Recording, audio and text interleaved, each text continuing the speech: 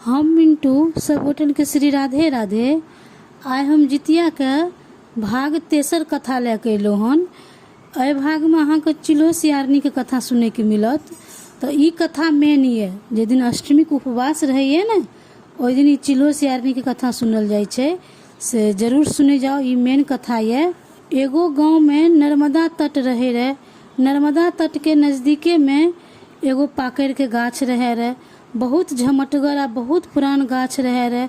ओहि गाछ पर लोग युगो युगो से लोग ओहिठम जाय पूजा पाठ करे। वह नीचा में सियारो रहथिन रहे। सियारिन जे रहथिन रहे से धोधेर में रहथिन रहे, आ ऊपर में जे रहथिन रहे चिल्हो रहथिन रहे। दुनू एगो पाकड़ के गाछ पर रहत रहथिन रहे। दुनू में बहुत मित्र रहन रहे। दुनू सखी बहिना के जना रहत रहथिन रहे। अष्टमी के तिथि रहे, जितवाहन के दिन रहे। गांव के सब महिला नहाय ले नर्मदा नदी के तट पर घिउरा के पत्ता, झिंगुली के पत्ता, करू के तेल, खरी सब लेके लोग गेलखिन वहाँ। वह ठन लोग मुंह धोलखिन आ नहेलखिन। नहाय के खरी तेल चढ़ेलखिन। जितवाहन के नाम से, पितर के नाम से सब कुछ चढ़बैत उड़बैत रहथिन रहे। त चिल्हो एलखिन उतर के, हुनका से पूछलखिन। चिल्हो जे रहथिन से बोलत रहथिन रहे आदमी के जकां। उ सब अपना भाषा में तो बोलबे करे छथिन, लेकिन पहले के जे चिड़िया रहथिन रहे से मनुष्य के आवाज में बोलत रहथिन रहे। तो पूछलखिन सबसे, अहाँ सब कौन व्रत करे छी? तो सब लोग कहलखिन आश्विन अन्हरिया के अष्टमी जे ई जितवाहन के व्रत होइए, ई व्रत जे करे छथिन तेकर बेटा बेटी जीवित रहैए, हुनकर सुहाग बनल रहे छन, हुनका धन धान से भरल रहे छन। मेन ई व्रत ये बेटा और बेटी के लेल, संतान के लेल जीवित रहैए। ई व्रत जे लोग करैए हुनकर संतान जीवित रहैए, तैले लोग ई सब व्रत करैए। कहलखिन कि जे व्रत के फल ई छै जे संतान जीवित रहत, संतान अमर रहत, हुनकर सुहाग बनल रहत, धन धान से घर भरल रहे छे, जे मांगथिन से हुनका पूरा होते, राजा रानी में जन्म होतन से ई व्रत करे से तिनका होय छन। कहलखिन केना ई व्रत होइए? कहलखिन कि पहले तो अहाँ सब नहाओ खाओ। आइ नहाय खाय छे से नहा लिया, खरी तेल जितवाहन के नाम से चढ़ा लिया, अपना पितर के नाम से चढ़ा लिया। ई तेल जे चढ़ेला के बाद ई तेल के अपना पुत्र के लगबू, अपना पति के लगबू, घर में जतेक धिया पुता ये सबके लगा दियो ई तेल। कहलखिन अच्छे ठीक छे। गेलखिन अपना पाकड़ के गाछ पर और बोललखिन हुनका सियारो से, सियारो बोललखिन हुनका सियारो लंग में जे एना एना गांव के लोग जितिया करे छे, से हमहू जितवाहन के पूजा जरूर करब। सियारो कहलखिन गे बहिन हमहू करब। कहलखिन अहाँ नहीं करू, अहाँ के सहल नहीं जात। कहलखिन नहीं, अहाँ अपना पुत्र ले करबै तो हमहू अपना पुत्र ले करब। तो कहलखिन हम तो मना करे छी, अहाँ से बर्दाश्त नहीं है तो सहने, अहाँ नहीं करू। कहलखिन नहीं नहीं हम करबे करब। कहलखिन ठीक छे, जेहन अहाँ के इच्छा ये करू अहाँ, लेकिन हम तो अखनो मना कह रहल छी, अहाँ से सहने नहीं है तो अहाँ नहीं करू। कहलखिन नहीं हम करबे करब। कहलखिन ठीक छे। चिल्हो जे रहथिन रहे से तेल खैर मांग लेने रहथिन रे गाँव के स्त्री लोग से। वह ठुम वो नहेलखिन सोनेलखिन, तेल खैर चढ़ेलखिन, चूड़ा दही चढ़ेलखिन, अपन एलखिन। जे खाए पिए के रहन रहे से अपन खेलखिन पिलखिन। आ नहा खा के आइ नहाय खाय के तो भे गेलन। बिहान भे के सब लोग नर्मदा के तट पर नहाय ले एलखिन। आइ अष्टमी के व्रत छे। चिल्हो कहलखिन हम आइ व्रत करब। सियारो कहलखिन हमहू व्रत करब। तो चिल्हो कहलखिन ठीक छे करू। दुनू गोटा व्रत केलखिन। दिन तो गुजर गेलन। आ चिल्हो जे रहथिन रे से सती रहथिन रे, उते अपना कैलखिन व्रत, हुनका कुछो नहीं बुझाए। सियारो जे रहथिन रे से कनी जीव के पातर रहथिन रे, कनी जीव हुनकर एम्हर उम्हर मांस खाय ले करत रहन रे। बेसी मांस खाय के हुनका बेसी क्षुधा होइत रहन रे। हुनका भूख बर्दाश्ते नहीं होय, हुनका भूख बड़ लागे। हुनका है बाप रे बाप कखन रात हैत, केनहू हम देखतों रे मुर्दा पड़ल रहत त खा लेब। और हुनका मन में ई भाव सब होय रहन रे। चिल्हो के मन में होय कि हमर पुत्र बरपाई रहत, हमर सुहाग अमर रहत, तै दुआर हम ई व्रत करे छी। चिल्हो के जे रहन से खाली जितवाहन पर ध्यान रहन रहे आ सियारो जे रहथिन रहे से हुनकर ध्यान खाली खाए पर रहन रहे। भगवान के लीला देखियो, भगवानो कहे छथिन जाकी रही भावना जैसी प्रभु मूरत मिलही तैसी। उनका मन में रहन की खैब सियारो के गाँव के एगो तेलिया के बेटा मर गेल रहे। ओहि दिन बड़ी जोर से आंधी तूफान आयल रहे, हवा पानी सब बहत रहे। अब सब लोग एलखिन जरबै ले नर्मदा के तट पर जलेलखिन। जराबैत काल में एते हवा बिहार पानी जोर से अइले। जितवाहन के इच्छा रहन रहे कि हिनका मन में होइ छन खाए के, त अब हम हिनकर व्रत तोड़बा दै छियै। हवा बिहार अइले त आधा जरले लाश और आधा तेलिया के बेटा जरबो नहीं केले। सब लोग वहां से चल गेलखिन त अब त हिनका सियारो के मन छटपट करैत रहन रहे। कहलखिन बाप रे बाप, आब हम कौन उपाय करब, कौन उपाय नहीं की करब की नहीं। त पूछलखिन चिल्हो से कि हे बहिन सुतल छै कि जागल छै। त चिल्हो कहलखिन जे न सुतल छी न जागल छी, नगरक रीत सब देख रहल छी। फिर तनी देर छोड़ देलखिन, अंठा के सुत रहलखिन। फिर तनी देर के बाद पूछलखिन हे बहिन सुतल छै कि जागल छै। तो फिर चिल्लो कहलखिन न सुतल छी न जागल छी, नगरक सब रीत देख रहल छी। कहलखिन बाप रे बाप, ई तो सुतबे नहीं करैया, हम केना के जाब मांस लाबै ले। त कनी देर फिर अंठा के पड़ रहलखिन आ फिर कनी काल के बाद पूछलखिन कि हे बहिन सुतल छै कि जागल छै। चिल्लो जे रहथिन से जागले रहथिन, लेकिन बोलबे नहीं केलखिन। वो अंठा के कहलखिन देखे छी की करे छथिन। अंठा के वह ठुम सुत रहलखिन। सियारो सोचलखिन कि अब तो सुत रहलन, आवाज नहीं दे रहल है। तो ई गेला नदी के किनार में, दह चिता पर आग लहर रहल है, आधा जरल मांस है। हिनका भेलन कि सब मांस पाकि गेल छन। ई की केलखिन, हिनका बुझेलन सब मांस पाकि गेले। तो ई की केलखिन, मुंह में पानी आनलखिन भर के नदी किनार से और चिता के बुझा देलखिन आ भर पेट मांस खा लेलखिन।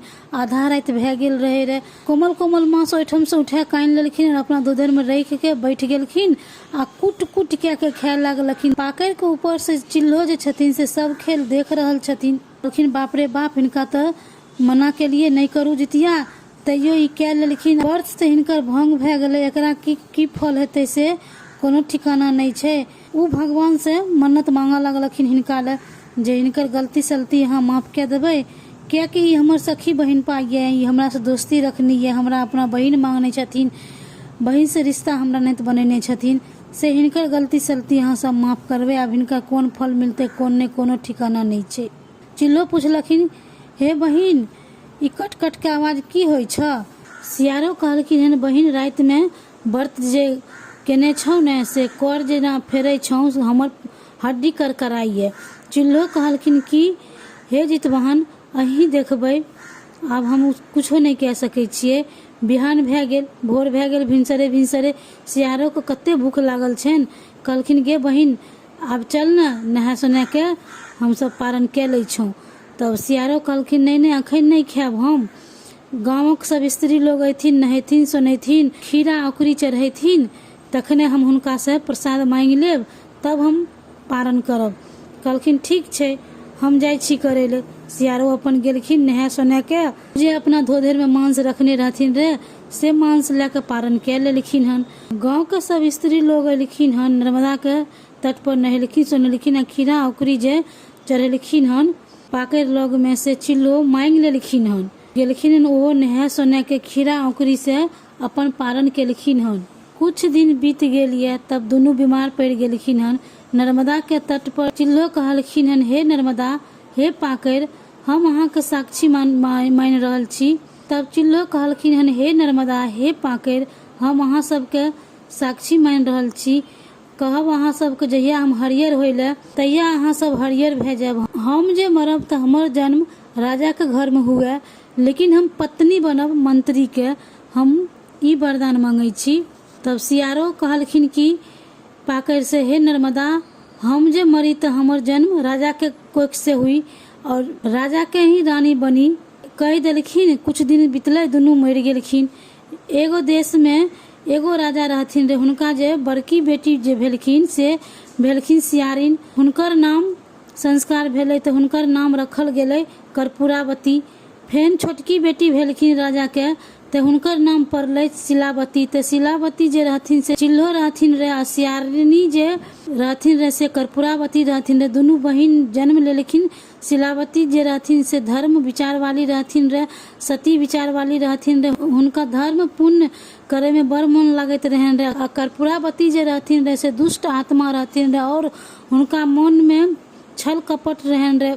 छल कपट वाला कखनो गुजारा नहीं होइ छै। कनी काल के लेल सत्य झूठ भे जाय छै, लेकिन फेन बाद में सत्य सत्य ही रहे छै। फेन कनी काल बाद में सत्य के विजय होइ छै, लेकिन सत्य के जे छोर होइ छै ने से पताल में छै, और कनी काल के बाद फेन उजागर भे जाय छै। सत्य सत्य रहे छै आ झूठ झूठ होइ छै। दुनू बहिन अपन रह लागलखिन। दुनू युवक भे गेलखिन।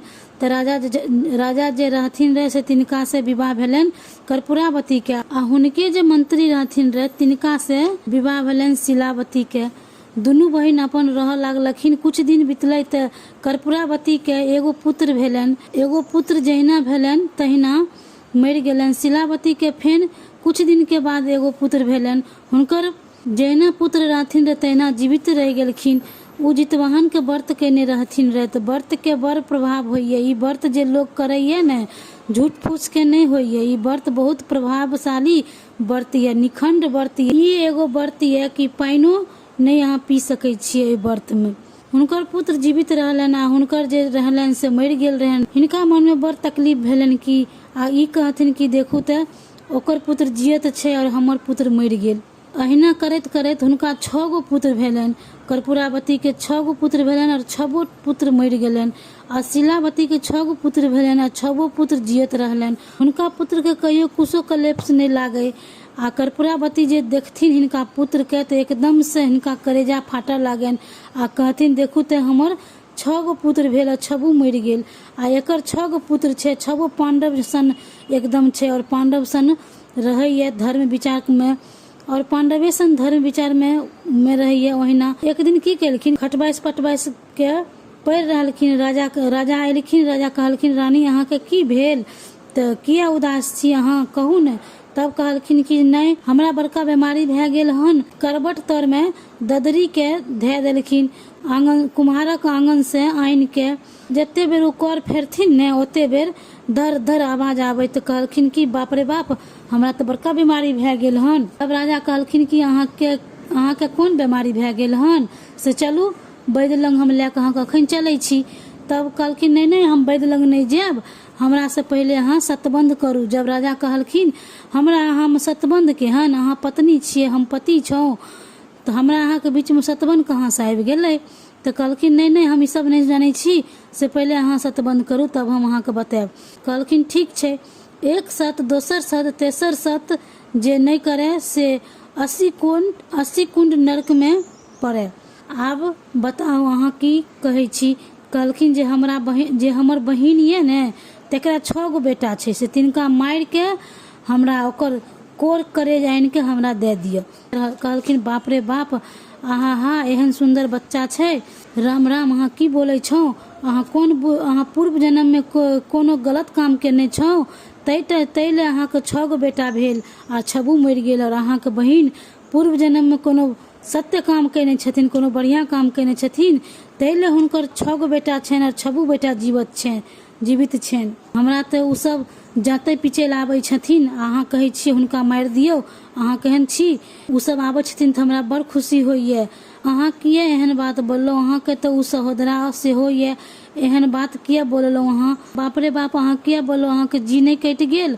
कहलखिन आब जे भे गेल से भे गेल, हमरा जी कटे चाहे कुछो होय। हुनका तऽ तामस सवार रहन रे, हुनका कलजुग सवार रहन रे सिर पर। कहलखिन कलजुग जखने सिर पर सवार भे जाय छै तखने मनुष्य के बुद्धि विपरीत भे जाय छै। जब नाश मनुष्य पे छाता है पहले विवेक मर जाता है। हुनकर पहले विवेक खत्म भे गेल रहन रे। कहलखिन हम कुछो नहीं जानै छी। राजा कहलखिन हे भगवान हे विधाता हम कोन उपाय करूं। कसाई के बोललखिन, हुनका घर एलखिन जाते ले। कसाई के बोललखिन अहाँ हिनका सबके ले जाओ और हिनका सबके जंगल में छोड़ देबै, आ खस्सी के कर करेज काट के ले आके हमरा दे देब। कहलखिन ठीक छै। कसाई ले गेलखिन जंगल में 6 भाई के, कहलखिन अपना घर चल जाओ। कसाई खस्सी के कर करेज आनि के दे देलखिन हन। हुनकर बड़ मन खुश भए गेलनि।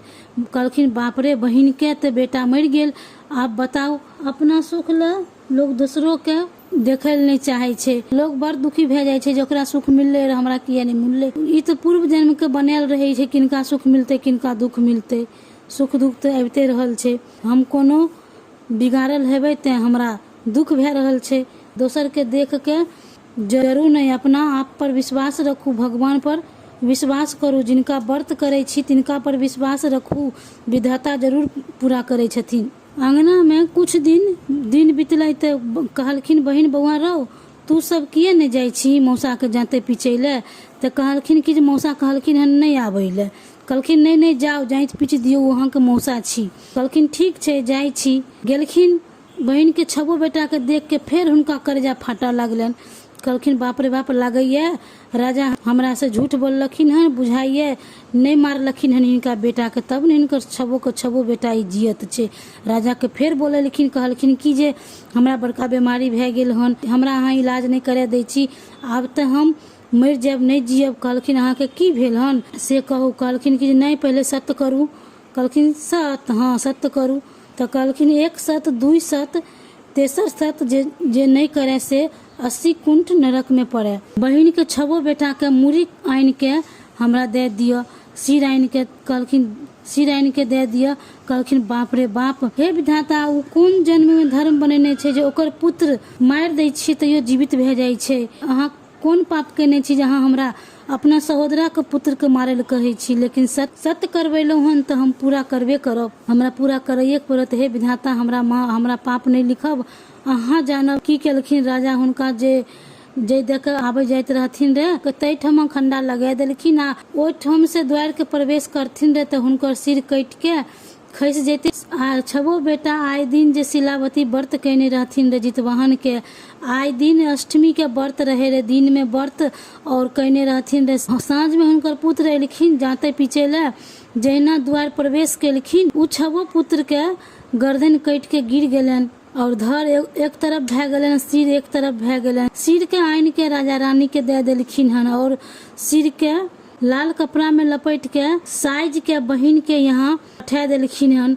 गहुमन सांप से बांध के चंगेरा में धै के बहिन के एतो भेज देलखिन हन। चेरिया कहलखिन हे शिलावती, ई कर्पूरावती अहाँ के सनेश भेजलखुन हन।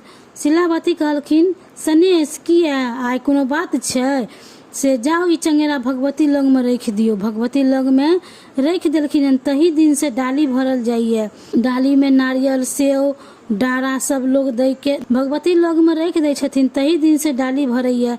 जय दिन से कर्पूरावती भेजलखिन हन शिलावती के भगवती लग में रख देलखिन हन अपना इष्ट देवता लग में, तही दिन से लोग डाली भरल लागल ये। बेटा के नाम से दे देलखिन भगवती लग में आ बिसरि गेलखिन। अब कर्पूरावती चेरिया के कहलखिन गे चेरिया देखी तो हमर बहिन कानबो करे छे। तो चेरिया कहलखिन नहीं अहाँ के बहिन तो नहीं कानैया। एम्हर देखलखिन जितवाहन हुनका धर के उठवा के जंगल में फेंकवा देलखिन हन। छबो बेटा के वह धनी विध और विधाता जा रहल छथिन रे। विध कहलखिन हे विधाता देखियो शिलावती के पुत्र के ओकर बहिन मरवा के आ फेंकवा देलखिन हन। आइ हुनकर माय व्रत केने छनि जितवाहन के देवता पर केना विश्वास भरोसा करते। जितवाहन के अहाँ वरदान देने छिए जे हिनका पर के भरोसा करते। देखियो ते हिनका मार के फेंक देलखिन हन। कहलखिन तिरिया के चरित्र में हम नहीं पढ़े छी, चलू यहाँ से, हमरा ओइसे कोन मतलब ये, चलू यहाँ से। विध विधाता से कहे छथिन हे विधाता अहाँ हिनका पर कृपा करियो, अहाँ एना नहीं करियो। विधाता कहलखिन ठीक छै एवं अस्तु कह के देखलखिन त उम्हर से जितवाहन जा रहल छथिन।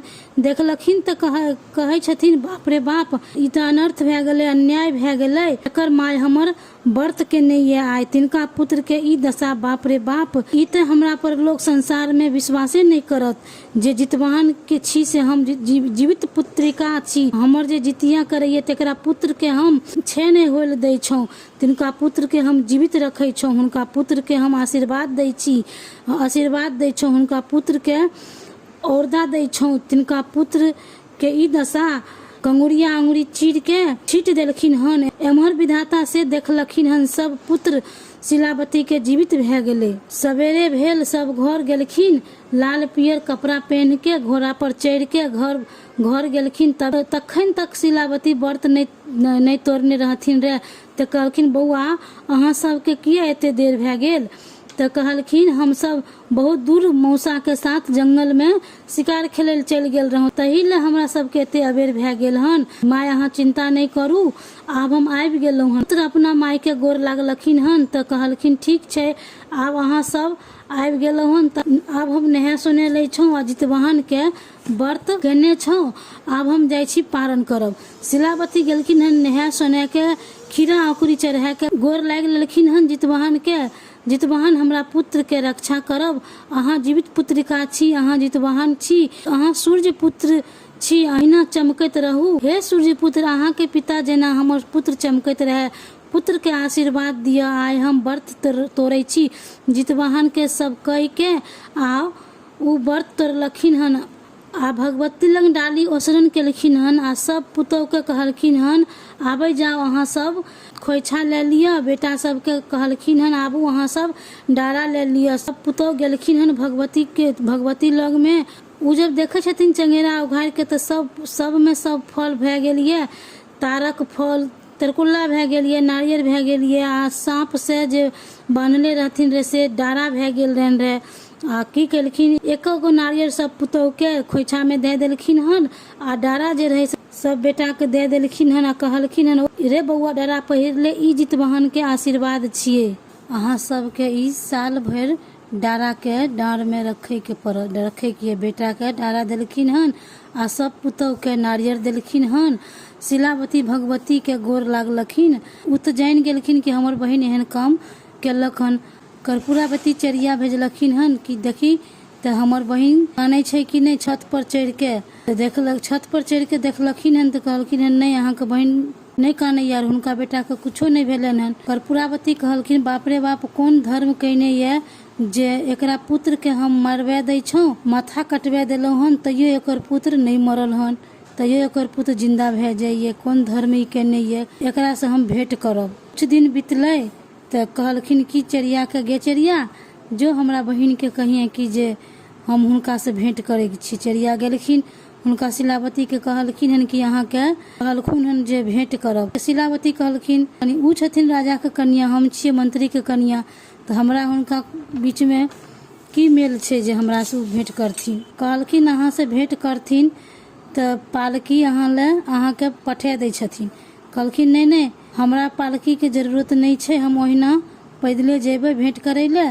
से हुनका कह देबनि नर्मदा के तट पर आबै ले। कहलखिन ठीक छै, तो तू जा पालकी सजाब आ हम अपना पैदले आबै छी। उ रानी रहथिन रे, पालकी से गेलखिन, ओहिठिमा उतरलखिन। आ शिलावती अपन पैदले गेलखिन हन। पूछलखिन अहाँ हमरा किया बोलेलहुँ हन। कर्पूरावती कहलखिन अहाँ के 6 गो पुत्र भेल से ओहिना जियत ये, आ हमरा जे 6 गो पुत्र भेलै से सबटा मरि गेलै। तब कहलखिन हन अहाँ दांत खोदू, अहाँ के दांत से की निकलैए आ हम अपन दांत खोदै छी और हमरा दांत से की निकलैए से देखियो। कर्पूरावती अपन दांत खोदलखिन हन तो हुनका दांत से एहन एहन मांस के टुकड़ा निकललन हन। आ शिलावती दांत खोदलखिन हन तो उनका दांत से केराव खीरा के टुकड़ी निकललन हन। दांत से कहलखिन हन देखियो, ओहि दिन अहाँ जितिया रहूं कइने। हे ठुठा पाकर अहाँ हरियर भए जाओ। हे नर्मदा अहाँ पानि लेके चलि आबू। अहाँ सबके हम छी साक्षी रखने जे हम जितवाहन के व्रत करब पूरा जहिया हम अहाँ के साक्षी रखब तहिया अहाँ निकल के अहाँ हरियर भए जाब। तो जब देखलखिन सब हरियर भए गेलखिन हन तो कहलखिन चलू अहाँ के धोधेर देखबै छी। अहाँ के पूर्व जन्म में अहाँ सियार रही रे, अहाँ यह धोधेर में रहत रहूं रे। एमे मांस के टुकड़ा हड्डी सब ये ऊपर देखे छिए खोता से, ओहि में चिल्हो रहे रे, से हम छी। चिल्हो तो हम ऊपर रहत रहूं रे, अहाँ नीचा रहत रहूं रे। गांव के सब स्त्री लोग व्रत करे ले आयल रहथिन रे। हम कहलहुं हम जितवाहन के व्रत करब, हमर पुत्र भरपाई रहत। अहाँ कहली हमहू करब, हम अहाँ के मना केलहुं, अहाँ नहीं मानली। अहाँ व्रत केलहुँ। गाँव के एगो तेलिया के बेटा मरि गेल रहे, आधा जरल रहे आधा नहीं जरल रहे। अहाँ जाकर रात में मांस खा लेलहुँ। हम व्रत केलहुँ, हम व्रत भंग नहीं केलहुँ। गाँव के सब लोग नहाय लेलखिन, सब खीरा औकरी चढ़ेलखिन, तखन हम हुनका से खीरा औकरी मांग के पारण केलहुँ। अहाँ मांस के पारण केलहुँ हन, अहाँ के पुत्र ओहे ले मरि जा रहल ये। अहाँ व्रत भंग कए देलहुँ, हम पूरा व्रत केलहुँ। ओहि व्रत के फल हमरा 6 गो बेटा ये। अहाँ हमरा पुत्र के मरबा के फेंक देलहुँ। जितवाहन हमरा पुत्र के जिया देलका, विधाता हमरा पुत्र के जिया देलका। एहिमे हमर कोन दोष छै बताओ? अहाँ हमर सहोदर बहिन छी, एहिमे हमर कोन दोष छै से बताओ। कहलखिन हम अहाँ पर बड़ दोष हिचलहुँ, अहाँके हम बहुत तकलीफ देलहुँ, हम पापी छी, हम नरकी छी। जाके नर्मदा में कर्पूरावती डूब के मरि गेलखिन हन। शिलावती अपना घर गेलखिन हन, राजा के सब बात कहलखिन हन, सब विधि कहलखिन हन, सब पूर्व जन्म के सब बात हुनका याद आबि गेलन हन। कहने रहथिन कि हमरा पूर्व जन्म के जखन मौका भेटत त हमरा सब बात याद आबि जायत। सब बात बतेलखिन हन। शिलावती के राज भेलन, दुनू के घर के राजपाट भेलन। हुनका पुत्र के हुनकर मौसा राजा बना देलखिन हन और बढ़िया से सब लोग रह लागलखिन हन। जितवाहन के व्रत के एते प्रभाव छै जे मरल पुत्र हुनकर जीवित भए गेलन हन। तैले अपन सब ई व्रत पूरा श्रद्धा और भक्ति से करू। एहि व्रत में खरो नहीं खोटे के चाही। ई व्रत पूरा नियम और पूरा विश्वास और श्रद्धा से करू। तो एहि वीडियो में एतबे रहे। अहाँ सबके ई कथा केहन लागल से जरूर बताएब कमेंट में, और ज़्यादा से ज़्यादा ई कथा के शेयर करू, लाइक करू। जे गोटे फर्स्ट टाइम सुनि रहल छौं से सब्सक्राइब जरूर करू। एकदा सब्सक्राइब कए लेबै तऽ हम जे कथा जे गाना गायब अहाँ लग तुरंत पहुँच जायत। ई कथा केहन लागल से कमेंट में जरूर लिखे जाओ। फिर मिलै छी कोनो अच्छा कथा के साथ, तब तक के लिए श्री राधे राधे।